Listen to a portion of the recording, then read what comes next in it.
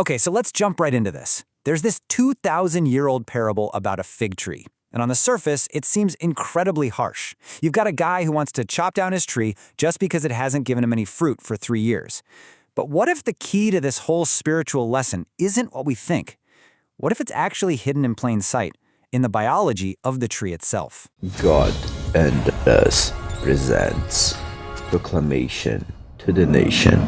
So there it is, the core of the story from the Gospel of Luke. You have the owner, a tree that's not producing, and what sounds like a final judgment. It seems pretty straightforward, right? A simple lesson about being productive. But trust me, the details here are what change everything. I mean, it's a pretty severe verdict, isn't it? Just 3 years. The whole judgment feels kind of arbitrary, which is a huge clue that maybe we're missing a crucial piece of the puzzle. And this is where our whole exploration takes a really interesting turn. The source material for this analysis proposes a fascinating idea. To really get this ancient text, we don't need to look at theology. We need to look at modern biology. Yeah, you heard me right. The secret, it turns out, is hidden inside the fig. Now this right here challenges something we all just assume is true. We call it a fruit, we eat it like a fruit, but scientifically speaking, a fig is something else entirely. It's a botanical marvel with a really big secret. So here's the crucial point. A fig is technically what's called an inverted inflorescence. Now that's just a fancy term for a whole cluster of flowers that bloom inwardly. Instead of opening up to the world, all its beauty and its reproductive parts are completely closed off, hidden from view. And you might be thinking, well, if its flowers are hidden, how does it reproduce? That's where it needs a very special partner. This leads to one of the most extreme examples of mutualism in all of nature, a symbiotic relationship so complete that the fig tree and something called the fig wasp literally can't survive without each other. This cycle is absolutely incredible. A female wasp squeezes inside the fig to lay her eggs, and in the process, she pollinates it from the inside. But here's the catch. She can't get out. She dies inside, and her body is literally absorbed by the fig. It's this startling cycle where life depends on death, and it all happens in a hidden internal world. So how does all this intricate biology become such a powerful metaphor? Well, the source argues that the author of this parable knew this process perfectly and used it to teach a really profound spiritual lesson. Now, think about where the tree was planted, in a vineyard. The source sees this as a deliberate contrast. A vine produces fruit that's visible, external, nourished directly from its root. It's a perfect symbol of an open, authentic spiritual life. The fig tree, though, it's the opposite. It has hidden flowers and this complex internal process that involves death. It comes to symbolize a hidden spiritual state, maybe even a stubborn one. And this contrast gets reinforced in other places too. Jesus explicitly calls himself the true vine. The Apostle Paul refers to him as the root of the good olive tree. Both are symbols of clear, life-giving fruitfulness. But what's really telling is that Jesus never, not once, compares himself to the fig tree.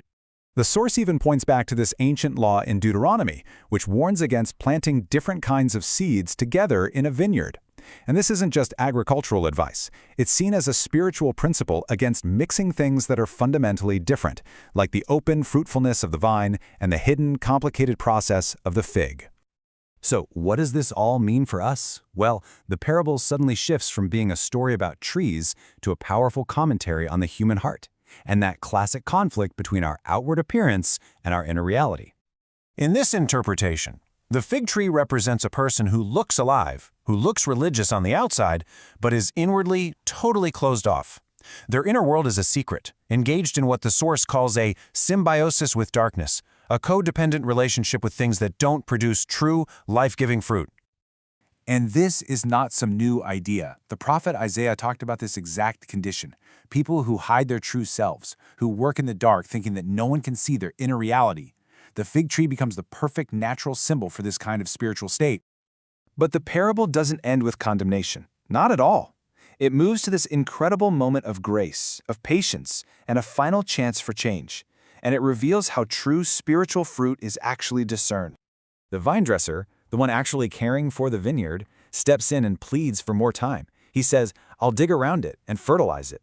And this act is seen as this beautiful picture of divine grace and profound patience, offering a real opportunity for what's hidden to finally change.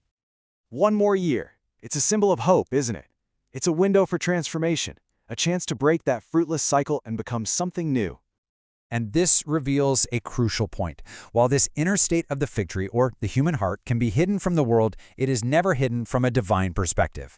The owner of the vineyard always knew what was truly happening on the inside.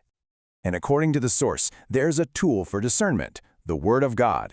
It's described right here in Hebrews as something so sharp it can penetrate the deepest, most hidden parts of our inner being and judge the true thoughts and intentions of the heart. And this really brings us to the ultimate takeaway. In the end, it's not about the appearance of being a fruit tree. It's about producing actual, authentic fruit. The parable, once you unlock it with this botanical secret, becomes this powerful call for a spiritual life that is genuine from the inside out. It really leaves you wondering, doesn't it? If a 2,000-year-old story can be lit up so brightly just by looking closer at a common fig, what other profound truths are hidden all around us in the natural world, just waiting for us to connect the dots?